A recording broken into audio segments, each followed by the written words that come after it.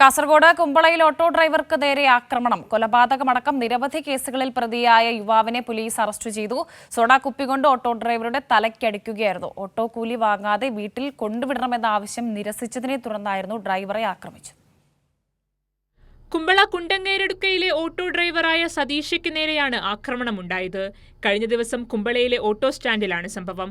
ഓട്ടോറിക്ഷയ്ക്കരികിലെത്തിയ കോയിപ്പാടിയിലെ ഫറൂഖ് തന്നെ ഓട്ടോയിൽ വീട്ടിൽ വിടണമെന്നും വാടക നൽകില്ലെന്നും പറഞ്ഞു.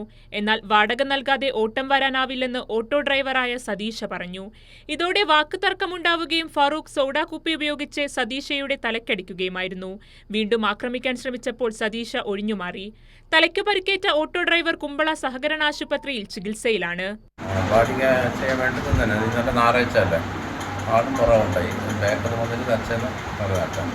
സംഭവം അറിഞ്ഞ് സ്ഥലത്തെത്തിയ പോലീസ് ഫറൂഖിനെ കസ്റ്റഡിയിലെടുത്തു. വധശ്രമത്തിന് കേസെടുത്ത് കോടതിയിൽ ഹാജരാക്കിയ പ്രതിയെ റിമാൻഡ് ചെയ്തു. കുമ്പള പേരാലിലെ അബ്ദുൾ സലാമിന്റെ കഴുത്തറുത്ത് കൊലപ്പെടുത്തിയ കേസടക്കം നിരവധി കേസുകളിൽ പ്രതിയാണ് ഫറൂഖ്. വധക്കേസിൽ വിചാരണ പൂർത്തിയാക്കിയ ജില്ലാ കോടതി വിധി പറയുന്ന ദിവസം തീരുമാനിക്കുന്നതിനായി ഡിസംബർ 19 കേസ് പരിഗണിക്കാനിരിക്കവെയാണ് ഫറൂഖ് വീണ്ടും അറസ്റ്റിലായത്. കൈരളി ന്യൂസ്, കാസർഗോഡ്.